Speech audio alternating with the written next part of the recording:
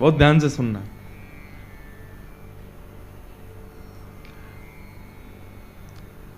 राधा रानी के गोलोक धाम में एक मणि का पिंजरा है। उस मणि के पिंजरे में एक सुख पक्षी रहता है जो कि सुखदेव जी ही हैं। ये सुखदेव जी के जन्म से पूर्व की कथा है।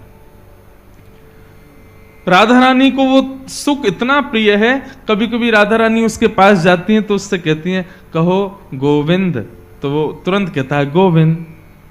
कहो माधव, वो कहता है माधव। कहो दामोदर, तो तोता तुरंत कहता है दामोदर।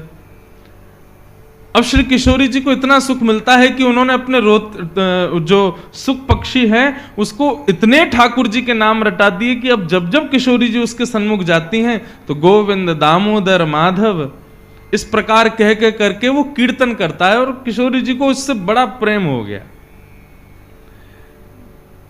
किशोरी जी को बहुत सुख है कि अब ये नित्य ठाकुर जी का नाम जप करता है। चलते फिरते उठते बैठते जब जब भी अपने कक्ष में आती हैं किशोरी जी, वो तोता गाना शुरू कर देता है, ठाकुर जी का नाम उच्चारण करना प्रारंभ कर देता है। एक दिन स्वयं श्री राधा रमन लाल जी जब गोलोक धाम पहुंचे और किशोरी जी के अंतःपुर में उन्होंने प्रवेश किया, ललिता, विशाखा आदि समस्त सखियों ने ठाकुर जी को प्रणाम किया, लेकिन उस सुख पक्षी ने प्रणाम नहीं किया। ठाकुर जी को प्रणाम ना करता देख किशोरी जी ने आज्ञा की, बोले तुमने प्रणाम क्यों नहीं किया? तब वो सुख पक्षी कहता है इनको प्रणाम क्यों करूं, ये कौन है? बोले ये वही हैं जिनका तुम नाम गाते, इतना लाभ जरूर हो जाएगा कि बस इसका जो इसके पूर्व संचित कर्म के जो पाप होंगे वो जरूर इस नाम निष्ठा से नष्ट हो जाएंगे, लेकिन इसको भगवत प्राप्ति कभी नहीं हो पाएगी। क्यों? नाम ही को जानता नहीं। और जाने बिन ना होए परितीति, बिन परितीति होत नहीं प्रीति। जाने बिन ना होए परितीति, बिन परितीत होत नहीं प्रीति। और जब तक प्रीति नहीं होगी तब तक श्याम सुंदर मिलेंगे नहीं। तब किशोरी जी ने उस सुख पक्षी को आज्ञा की कि हे सुख, तुम पृथ्वी पर जाओ और जिनका तुम नाम गाते हो ना, इनकी कथा सुन करके आओ, इनकी कथा में रम करके आओ, तब मेरी प्राप्ति होगी, नहीं तो लौट करके मेरे पास आना मत। श्री शुक मूर्छित भय माश शठ, 6 महीने के लिए मूर्छित हो गए शुकाचार्य जी। किशोरी जी से वियोग जब हुआ तब पुनः किशोरी जी की प्राप्ति के लिए शुकाचार्य जी ने पृथ्वी पर आकर के पहले महादेव से अमर कथा को श्रवण किया और फिर वेदव्यास जी के यहां पुत्र रूप में जन्म लेकर के संपूर्ण भागवत को अपने हृदय में धारण किया और परीक्षित को सुना करके, कहीं भी ग्रंथों में वर्णन नहीं है कि सुखदेव जी कहां गए, कथा सुनाते पूरी करते सीधे श्री शुकाचार्य जी किशोरी जी की शरण में चले गए। तब किशोरी जी ने उनको स्वीकार किया कि हां अब तुम कथा में रम करके आ गए हो, अब तुम उनके स्वभाव से, उनके भाव से, उनकी प्रत्येक क्रिया से अब तुम परिचित हो गए हो, अब तुम मेरे पास रहने योग्य हो। ये बात मैं क्यों बता रहा हूं? हापुड़ में किशोरी जी के उपासक बहुत हैं, लेकिन किशोरी जी किसको स्वीकार करती हैं? जो ठाकुर जी की कथा में रमा हो, ओतप्रोत हो, लता पता हो। आप किशोरी जी का नाम गुणगान खूब करो, लेकिन जिस नाम को आपने गाया उस नामी के यदि उस स्वभाव से आप परिचित नहीं हो तो किशोरी जी को वो नाम प्रिय नहीं लगेगा। आपके मुख से नाम गान में सुख ही उनको तभी आएगा जब कथा में रम। मैं कोई अपनी कथा, मैं तो आज जा रहा हूं कथा करके, लेकिन आप लोगों से निवेदन करके जा रहा हूं, कथा साधारण नहीं है बंधुओं। चारों युगों में जिनका प्रताप है, ऐसे श्री हनुमान जी महाराज को जब रघुनाथ जी जा रहे थे तो कह के गए तुम पृथ्वी पर ही रहो, हम सब जा रहे हैं गोलोक धाम लेकिन तुम यहीं रहो। हनुमान जी बोले मैं नहीं रह पाऊंगा पृथ्वी पर। तब राम जी बोले अच्छा एक काम करें, तुमको हम एक वरदान देके जाते हैं। बोले क्या? बोले यत्र यत्र रघुनाथ कीर्तनम तत्र तत्र कृतमस्तकांजलिम बाष्पवारी परिपूर्ण लोचनम मारुतिम नमत राक्षसांतकम। जहां जहां मेरी कथा होगी तुम मुझसे प्रार्थना करोगे तो उस कथा में तुमको थोड़े क्षण के लिए जाने की मैं आज्ञा दे दूंगा, तुमको कथा यहां प्राप्त होगी पृथ्वी पर। तब हनुमान जी बोले फिर तो मुझे गोलोक धाम नहीं जाना, तब तो मैं यहीं रहूंगा ताकि मुझे कथा मिलती रहे। ऐसे श्री हनुमंत लाल कथा के रसिक हैं, इसलिए रघुनाथ जी के प्रिय हैं। ठीक वैसे ही हम ब्रजवासी हों चाहे ब्रजरज उपासी हों, लेकिन कथा में यदि हमारी रति नहीं है, कथा में यदि हमारी प्रीति नहीं है, ठाकुर जी स्वीकार नहीं करेंगे। और ठाकुर जी कर भी लेंगे, किशोरी जी नहीं करेंगे।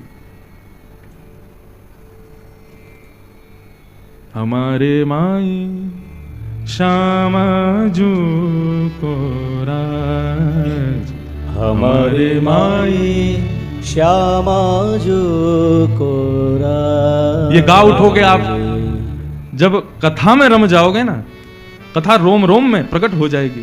कथा सुनने में रति, सत्संग सुनने में, ठाकुर जी की मधुर चर्चा सुनने में जब रस आने लगेगा ना, तब इस पद को गाने का अधिकार प्राप्त होगा। तब समझना कि हाँ, अब किशोरी जी ने अपना वरदहस्त रखा है। नाम में निष्ठा है, धाम में निष्ठा है, प्रसाद में निष्ठा है, लेकिन कथा में निष्ठा नहीं है, तो आप इस पद के गाने के अधिकारी नहीं हो, क्योंकि आप पे ठाकुर जी की कृपा होगी, किशोरी जी की नहीं है।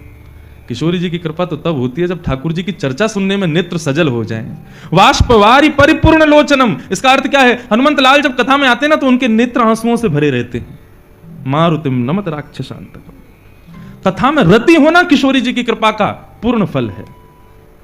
एक बाबा थे हमारे मथुरा में, नाम में बड़ी निष्ठा थी उनकी, नाम में और कथा में, दो चीजों में निष्ठा थी। इसके अतिरिक्त और कोई, उनसे कोई कहता बाबा बिहारी जी चलो, बोले तुम जाओ। क्यों बाबा आप क्यों नहीं जाओगे? बोले मेरे कमरा में बैठे हैं, चित्रपट के रूप में ठाकुर जी बैठे हैं, ये बिहारी जी से कम है, मैं इनको ही प्रणाम कर लूं, और बाकी मेरी निष्ठा तो नाम में है, मैं अपने अंतः हृदय में ठाकुर जी को प्रकट करके उनको खूब सेवा कर लूं, बाकी समय मिले तो कथा सुन लूं, बस मैं इतना ही कर सकूं, या से अतिरिक्त मेरी सेवा है ना पा रही। लेकिन कभी कभी आपकी कथा की रति से ठाकुर जी प्रसन्न होकर के अन्य निष्ठाएं ठाकुर जी प्रकट करवाते हैं। जैसे दर्शन में बहुत निष्ठा है आपकी, कि बिहारी जी का दर्शन, राधा रमन जी का दर्शन, राधा वल्लभ जी का दर्शन, लेकिन ठाकुर जी के नाम जप में उतनी निष्ठा नहीं है।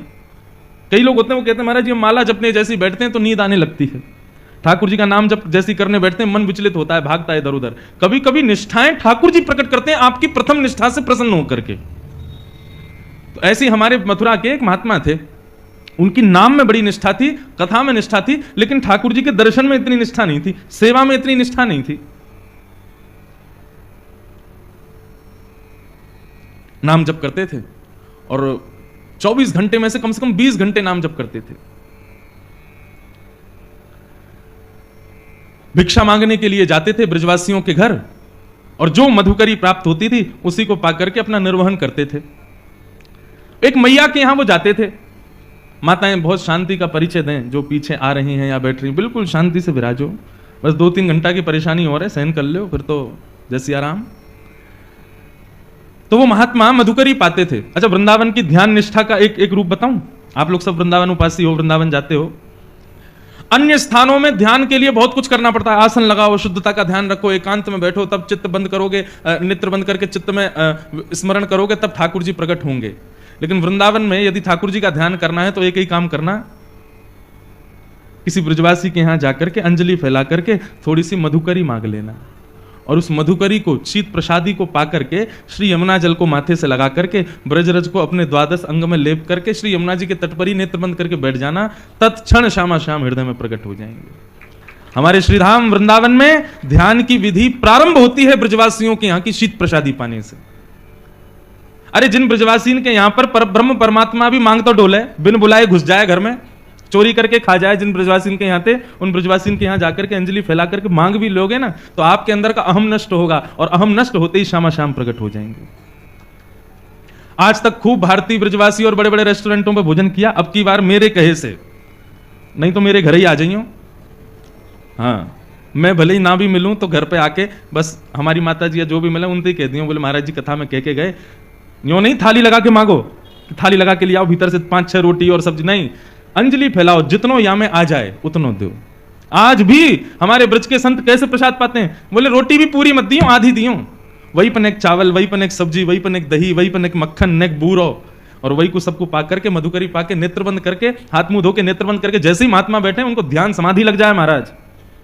ब्रजवासी के घर के प्रसाद को पा करके ऐसी ब्रज निष्ठा, ऐसी दर्शन निष्ठा और ध्यान निष्ठा प्रकट है जाए वृंदावन में। तो वे महात्मा नाम जपी थे, लेकिन कभी कभी ब्रजवासियों के यहां जाकर के अंजलि फैला करके मांगते थे, और जो प्राप्त होता था उसको पाकर के पूरा हाथ धो करके फिर नाम जप करने लगते थे। एक मैया के यहां वो जाते थे, उन मैया के यहां पर मदन मोहन लाल जी विराज रहे थे। तो बाबा जब आते थे तो बंधुओं एक पद है श्री रैदास जी का, उसमें भाव है, सो ही सुहागन प्रिय जाहि रीझें। ठाकुर जी कब किससे रीझ जाएं कुछ पता नहीं है।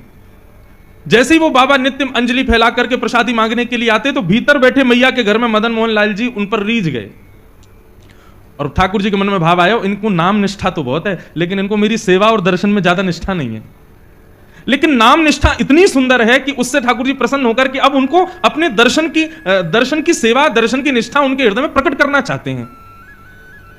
तो ठाकुर जी ने क्या किया, वो मैया रात्रि में जैसे ही ठाकुर जी को शयन करा करके सोई तो ठाकुर जी स्वप्न में प्रकट हो गए और मैया से बोले, मैया तेरे यहां वो जो बाबा आवे ना मधुकरी मांगवे, बोले हाँ, कल को जब वो भिक्षा मांगवे आवे ना तो तू मोए जाके दे दियो बाकी गोद में। मैया तो रोने लगी, बोले क्यों, मेरी सेवा में कोई कमी जो आप बाबा के पास जाना चाहो? बोले ना मैया, आपकी सेवा से मैं बड़ा प्रसन्न हूं, लेकिन अब आप थोड़े दिन की और रह गई हो, कछु दिना में आप चली जाओगी, फिर मेरी सेवा कौन करेगा? या हमारे मैं तो अपनी व्यवस्था कर रहा हूं, वह बाबा को जाके मुंह को कल दे दी हूं, अब मैं वही के पास रहूंगा। रात भर मैया रोई बेचारी, लेकिन ठाकुर जी की आज्ञा उसने मानी। दूसरे दिन जब संत पधारे तो कहा, मैया भिक्षा दो, कुछ मधुकरी प्रसादी दो।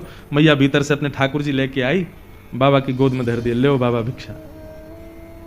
बाबा बोले, हमसे ये सेवा वेवा नहीं होती है ठाकुर जी की, हम तो भैया नाम उपासी हैं, बस नाम जप करना जानते हैं। ये श्रृंगार करना, स्नान कराना, वस्त्र पहनाना और ये 56 भोग धराना, ये राजोपचार हमसे नहीं आता है, हम केवल नामोपचार जानते हैं। आप ठाकुर जी से पुनः निवेदन कर दो, छोटी सी कुटिया में रहता हूं मैं, यहां पे 8 बार भोग लगता होगा, मेरे यहां तो कोई प्रसादी की भी व्यवस्था नहीं है, इनको भूख बहुत लगती है, मैं इनको भोजन नहीं करा पाऊंगा। श्रीनाथ जी में 8 बार भोग आता है, जिसमें से 3 बार का भोग आप सुनकर के आश्चर्य करोगे, उसका नाम है श्रम भोग। क्या नाम है? श्रम भोग का तात्पर्य क्या है? ठाकुर जी को उठते ही पहले लड्डू और दूध का भोग लगता है श्रीनाथ जी को, या माखन मिश्री का भोग लगेगा। लड्डू तो विशेष है, लड्डू दूध माखन मिश्री सब तो आएगा ही उठते ही। यहां तक कि ऐसा वर्णन है कि श्री नंदलाल पौड़े भय रहे में उठे ही ना है, यशोदा मैया कभी पाम दबावे कभी हाथ दबावे, ठाकुर जी उठे ही ना, चदरिया ओढ़ ले, मुंह मत उठाओ। तब मैया क्या करे, पात्र में दूध लेके आवे और लाला के सिरहाने पे हाथ रख के, लाला सोते भय लाला को उठा के ही मोहते दूध छुपा दे, तब दूध पीते पीते पीते पीते तब ठाकुर जी के नेत्र खुले, तब मैया उनकी आरती करे। ये है मंगला।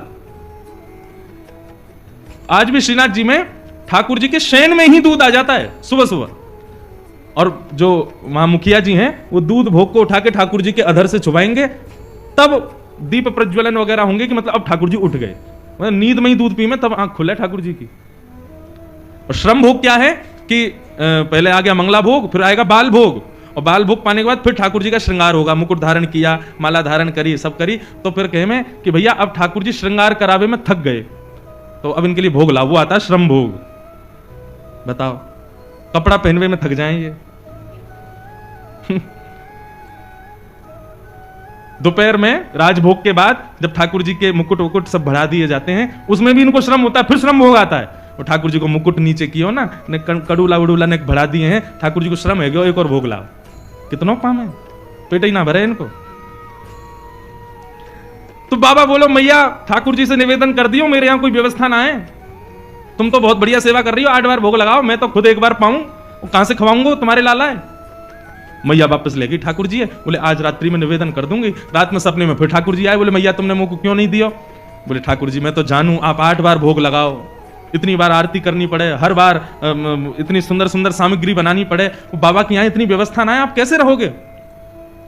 ठाकुर जी बोले मैं रह लूंगा, लेकिन रहूंगा अब उन्हीं के पास, आप मुंह को दे दो। बाबा जैसे रखेगो मैं वैसे रह लूंगा, वो रूखी रोटी खवावेगो मैं रूखी रोटी खाऊंगा, लेकिन रहूंगा बाबा के पास। बंधु, इस भाव से ये पता चलता है हम सबके घर में ठाकुर जी बैठे हैं, कितनी कृपा है ठाकुर जी की। हम बच्चों को भोजन परोसते हैं तो बच्चे नाक मुंह मोड़ ले, मैया में नमक कम है, इसमें नींबू नहीं है, ये नहीं है, वो नहीं है। ठाकुर जी को जैसा दे दो वैसा पा लेते हैं। कई बार खीर पधरा देते हैं ठाकुर जी को, भोग लग जाती है, जब हम पाने बैठते हैं तब पता चलता है इसमें तो शक्कर ही नहीं थी, और ठाकुर जी पा लिए, कभी शिकायत नहीं करते, जैसा दे दो वैसा स्वीकार है। कैसे प्रेमी है ठाकुर जी। हमारे बच्चे नाक मुंह मोड़ते हैं, लेकिन ठाकुर जी कभी मना नहीं करते, सब स्वीकार करते हैं, जैसा दे दो। कभी कभी प्रसाद पानी बैठते हैं तब पता चलता है दाल में तो भयंकर मिर्चें खाई नहीं जा रही, हम उसमें पानी मिला रहे हैं, फिर नींबू डाल रहे हैं, भैया मिर्चें खब नहीं रही है, और ठाकुर जी ने पूरा भोग लगा लिया।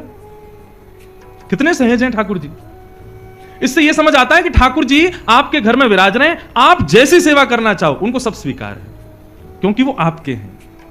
ऐसा प्रेम हम क्यों नहीं करते ठाकुर जी से।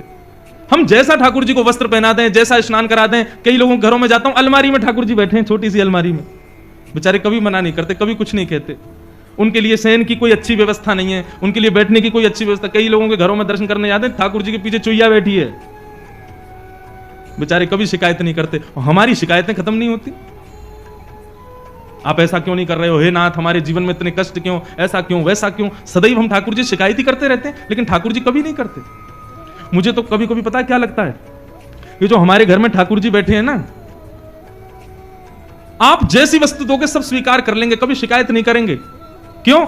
जब मृत्यु के बाद हम जाएंगे ना ठाकुर जी के पास और जाकर कहेंगे ठाकुर जी आपने हमारे जीवन में बहुत कष्ट दिए, बहुत विपदाएं दी, बहुत ये दिया, ठाकुर जी बोले तेरी लिस्ट खत्म हो जाए फिर मेरे को देना, मैं लिस्ट निकालूंगा अपनी।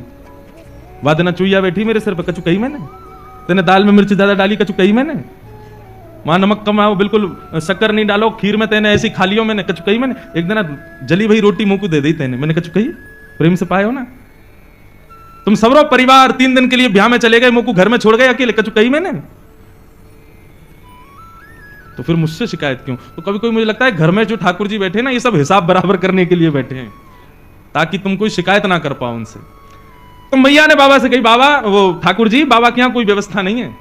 ठाकुर जी बोले मैं रहूंगा वही के पास, चाहे कोई व्यवस्था ना हो। बाबा रूखी रोटी खवावे को मैं वही से रह लूंगा, लेकिन अब वही के पास रहूंगा। बड़े महल में रहते हैं ठाकुर जी, मदन मोहन लाल जी, परंतु उस महल को छोड़ करके उस बाबा की कुटिया में आ गए। बाबा ले आए, मैया ने कही बाबा आप जैसे रखोगे रहेंगे, आपके पास ही रहेंगे। ठीक है, हम तो एक बार भोग लगाएंगे बस। बोले सब स्वीकार है, आप जैसे दोगे वैसे स्वीकार है, हमारे ठाकुर जी को ले जाओ। बाबा ले आए, घर में लाए, तो अब तो मधुकरी तो भोग लगाएंगे नहीं ठाकुर जी के लिए, तो बढ़िया आटा दाल चावल सब आएगा। लेकिन बाबा बोले भाई दाल चावल वगैरह हमसे बनाने आते नहीं, आटा ले आओ, भाई को बढ़िया टिक्कर बनाएंगे, ठाकुर जी को भोग लगाएंगे। मैया के यहाँ गए, मैया थोड़ा सा आटो दे दो। आटो लाए, आटे में यमुना जल मिलायो, मार के बढ़िया एक टिक्कर बना के कंडा पे सेक करके और ठाकुर जी के सामने पत्तल में पधरा दिए। बोले लाल जी 56 भोग खूब पाए, अब ये रूखी रोटी पाओ, बड़ी जिद करके आए हो, बड़े लड़ झगड़ के आए हो, अब रहो ऐसे ही। ठाकुर जी के सामने टिक्कर रख के और बाबा अपने नाम जप में चले गए। नाम जप करते रहे, 2-3 दिन तक ठाकुर जी टिक्कर पाते रहे। चौथे दिन जैसे ही नाम जप में बाबा बैठे तो अंत हृदय में ठाकुर जी प्रकट है गए। जैसे ही ठाकुर जी प्रकट हुए, बाबा बोलो ठाकुर जी प्रणाम, आप सुख से विराज रहे हो, कोई कमी तो नहीं है सेवा में? अरे ना बाबा, मुझको बड़ा बढ़िया लग रहा है, तुम्हारी कुटिया में खूब आनंद आ रहा है, सब कछु बढ़िया है, सब आनंद है, बस एक निवेदन करना चाहूं आप पे। बाबा बोले आज्ञा करो। बोले बाबा तुम जो टिक्कर बनाए करो ना, रूखे आटे में तुम यमुना जल मिला करके मार के मुंह को खवाए दो, अब वहां में स्वाद तो कछु रहना है, 3-4 दिन ते तो मैं पा रहा हूं, लेकिन अब मुंह को यूं लग रही है कि कल ते नेक वहां में तुम राम रस मिला दे करो, नमक मिला दे करो आटे में, तो नेक खावे में नेक स्वाद आ जाएगा। बाकी सब आनंद है, कोई दिक्कत नहीं। बाबा बोलो ठीक है भैया, आपको बढ़िया टिक्कर पवाएंगे, कल से राम रस लगा देंगे। तो मैया के पास गए, मैया आज आटो दियो, आटे के संग में राम रस और दियो। मैया बोली है गए चटपने चालू, चलो आगे आगे देखियो कहा होएगा। अब तो दूसरे दिन आटे में नमक वमक मिला के बढ़िया टिक्कर बना के ठाकुर जी को पवाया। 2-4 दिन ठाकुर जी वैसे ही पाए। चौथे दिन ठाकुर जी फिर प्रकट है गए। बाबा बोले ठाकुर जी सब आनंद, कोई कमी तो नहीं सेवा में? ना बाबा सब आनंद है रहो, खूब चकाचक पा रहे हैं हम तो। बस बाबा ने एक बात कह रहो। बोले कहा, तुमको मेरी आवाज ने कर्कश लग रही है? बाबा बोले हाँ ने लग तो रही है कमजोर सी। बोले बाबा वो रूखी रोटी खा खा के मेरा गलो जो है का वहां में रोटी इर्ज गई है। अरे सरकार आपको कष्ट है गए, इर्ज गई समझ गए, इर्ज गई मतलब फंस गई है। तो बाबा बोले आज्ञा करो। बोले मैं तो बस यूं कह रहा हूं कि कल ते ने घी चुपड़ दोगे वहां में रोटी में, तो नेक वो नेक आसानी तो भीतर चली जाए करेगी। बाबा बोले मतलब अब कल से आटा नमक और घी भी लाना है। अरे बाबा ने बस घी लिए हो, जहाँ में हम घी के बिना मक्खन के बिना तुम कभी ना रहे, आप सब पता है। बाबा बोले ठीक है। दूसरे दिन गए, मैया आज आटो दियो नमक दियो, नेक्स्ट तो घी और दे दियो। मैया बोली ले जाओ प्रेम से पवाओ। अब महाराज आटे में नमक वमक मिला के बढ़िया टिक्कर बना के घी चुपड़ दिया, ठाकुर जी को भोग लगाया। 4-5 दिन ठाकुर जी ने कोई शिकायत नहीं करी। 6 दिन बाद ठाकुर जी फिर प्रकट हुए। बाबा बोले ठाकुर जी अब तो ना इर्ज रही गरे में? ना बाबा अब तो सब बढ़िया है, रोटी में बढ़िया नमक को भी स्वाद आ जाए, घी भी बढ़िया है, नीचे चली जाए। मैं तो बाबा बस यूं कह रहा हूं कल तो एक आलू और लिया करो, वह आलू है भूंज के वहां में नमक मिर्च डाल के बाकी चटनी बना करके बाबा धर दे करो संग में। बाबा ने उठाए ठाकुर जी और लेके गए मैया के पास। बोले धरो या अपने पास ही। अरे अभी आटो आयो, नमक आयो, घी आयो, ये तो 56 भोग ले आएंगे कल को घर में, कहां भजन करूंगा मैं। जैसे ही मैया की गोद में दिए ठाकुर जी प्रकट है गए और बाबा के गले से लग गए। बोले मैं रहूंगा तुम्हारे पास ही, चाहे जैसे रखो, मैं रहूंगा तुम्हारे संग ही।